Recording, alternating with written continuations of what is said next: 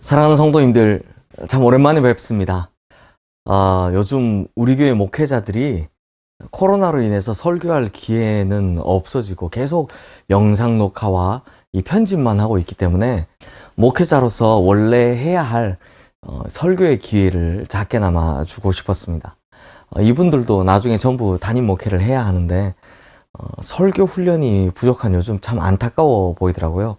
그래서 제가 이 매일 묵상을 한 편씩 다 해보라고 했습니다. 그리고 앞으로 우리 뭐 가정 예배나 또 구역 예배 컨텐츠로 또 이분들이 계속 설교할 수 있게 되는데요. 참 잘하죠. 제가 안 해도 되겠다 뭐 이런 생각도 들었지만 저 이제 다시 돌아왔습니다. 로마서 창세기 다 끝내고 이제 뭘 하나 싶었는데 사실 성경에서 제일 재밌게 할 수 있는 부분이 뭘까 고민했더니 사무엘 상하가 제일 유력했거든요. 제가 성경 읽을 때 제일 재밌게 읽었던 부분이라서. 그런데 어떤 분이 저에게 이런 문자를 보내주셨습니다. 매일매일 특별한 은혜를 받습니다. 매일 묵상을 통해 창세기 한 권을 읽은 것 같은 감동을 받았습니다. 제가 이 문자를 보면서 매일 묵상이 언제까지 계속될지는 모르겠지만 계속 될지도 모르니까 그렇다면 성경 일독을 했다는 감동을 느끼게 해드리고 싶다.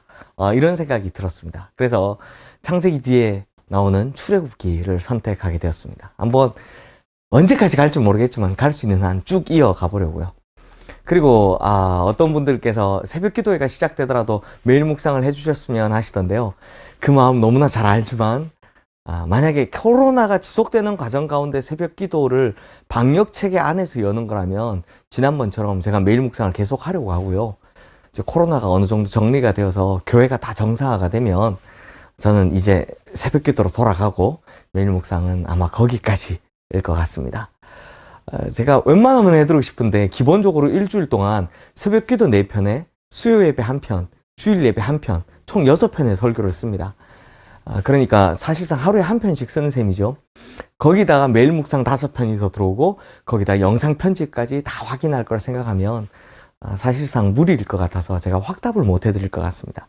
하지만 할 수 있는 데까지 제가 계속 해보도록 하겠습니다. 자, 그러면 새로운 매일 묵상 출애굽기 편 출발하겠습니다. 성도님들, 사람은 누구나 인생을 살아가면서 번영과 고통의 사이클을 경험하게 됩니다. 그러니까 번영의 때가 있으면 고통의 때가 있는 법이고 또 고통의 때가 있으면 번영의 때도 있는 법이죠. 그런데 사람에 따라서 그 정도의 차이가 조금씩 달라서요. 고통의 때를 좀 더 많이 경험하는 사람이 있는 반면 또 번영의 때를 좀 더 많이 누리는 사람도 있습니다. 하지만 이 번영과 고통의 교차라는 두 경험의 보편성에서만큼은 예외가 되는 인생은 아무도 없습니다. 마찬가지로 오늘 본문인 출애굽기 1장은 흉년을 피해서 가나안 땅에서 애굽 땅으로 내려간 이스라엘 백성들의 번영과 고통의 무대를 조명해주고 있습니다. 그러나 우리는 본문을 읽고 묵상하면서 단순히 이 출애굽이란 무대 위에 나타난 번영과 고통의 경험, 즉 무대 전면에 나타난 사건들만 보려고 해서는 안 됩니다. 왜냐하면 그 무대 배후에 있는 하나님의 섭리, 하나님의 주권을 이해하는 것이 더욱더 중요하기 때문입니다. 하나님께서는 왜 어떤 한때는 번영을 허용하시다가 또 어떤 한때는 고통을 허용하시는가라는 질문에 있어서 역사의 무대, 배후에 숨겨진 하나님의 주권적인 뜻과 섭리를 이해하는 것, 이게 매우 중요하다는 것입니다. 이 질문은요, 우리 인생에서 경험하는 번영과 고통의 뜻을 이해하는 데 있어서도 매우 중요합니다.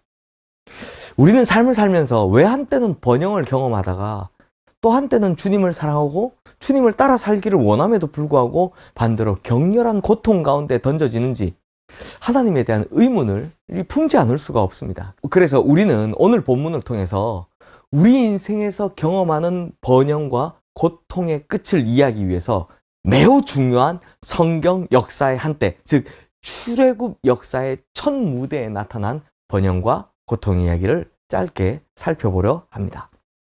먼저 본문 1절에서 7절까지의 내용은 번영의 드라마입니다. 이 번영의 섭리라고도 할 수 있습니다.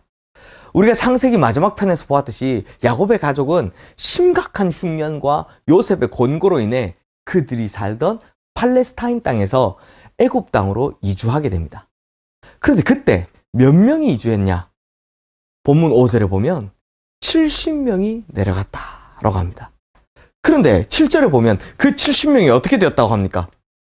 이스라엘 자손은 생육하고 불어나 번성하고 매우 강하여 온 땅에 가득하게 되었더라라고 합니다. 출애굽기 12장 37절 말씀에 보면 그 수가 장정만 60만 명이라고 했으니 실로 어마어마하게 번영한 것이죠. 완전 순풍산부인과입니다. 그렇다면 왜 이렇게 번영하게 되었을까요? 이 번영 자체가 하나님의 뜻을 이루고자 하시는 하나님의 섭리입니다. 이스라엘 공동체를 일으켜 세우고자 하시는 하나님의 뜻, 그래서 강한 민족으로 키워서 다시 역사의 무대에 등장시키려는 하나님의 뜻 때문이었습니다. 만약 이들이 가나안 땅에 그대로 있었다라고 한다면 절대로 이렇게 강성하게 번영하지 못했을 것입니다.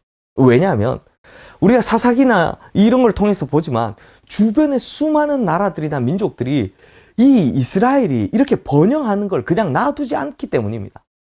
하지만 애굽이라는 세계 최강대국의 엄청난 울타리 안에서 이 이스라엘 백성들은 순식간에 번영할 수 있었던 것입니다.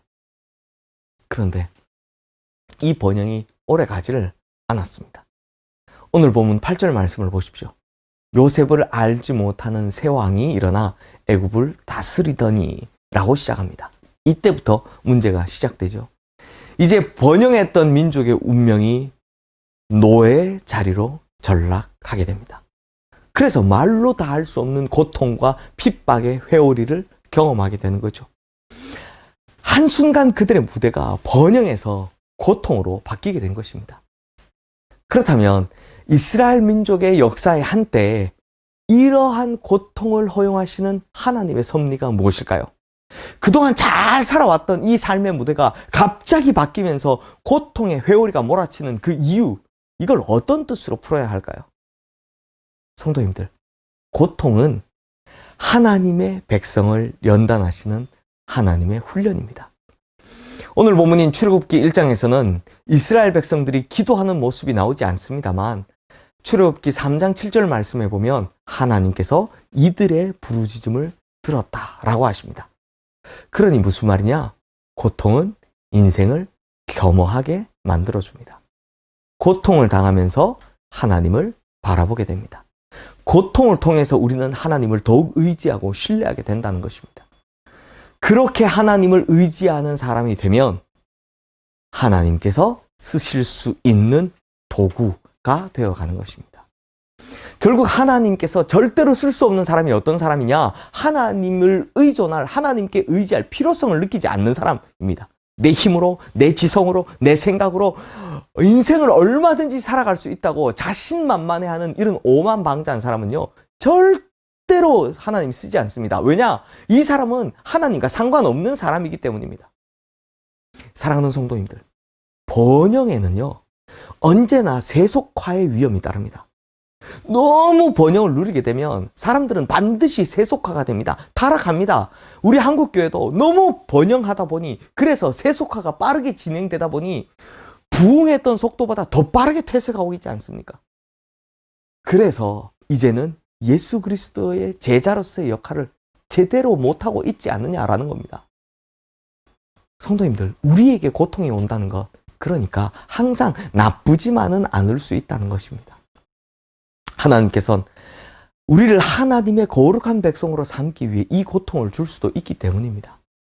그러므로 우리 성도님들, 번영할 때는 겸손하게 주의하며 이 번영을 누리시고, 고통이 올 때는 오히려 하나님께서 나를 쓰시려나 보다, 내가 주님을 의지해야지 라는 희망을 가지고 살아가시는 우리 모든 성도님들 되시기를 주님의 이름으로 축원합니다.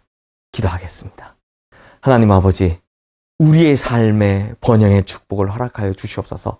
그러나 이 번영의 순간에도 하나님, 우리가 절대로 겸손과 하나님을 잊지 않게 하여 주셔서 우리의 번영의 시기가 길게 하여 주시옵소서. 그러나 혹 고통의 순간이 오더라도 우리가 희망을 잃어버리지 않게 하여 주시옵소서. 하나님께서 나를 주님 쓰시고자 하는 도구로 삼아 가시는구나, 나를 빚어 가시는구나 라는 마음으로 위로하게 하시고, 오히려 이 고통의 시간을 잘 견뎌내고 주님을 더욱더 의지할 수 있는 믿음을 가지게 하셔서 앞으로 주님께서 쓰시기에 큰 도구 될 수 있도록 역사하여 주시옵소서. 예수 그리스도 이름으로 기도드리옵나이다. 아멘.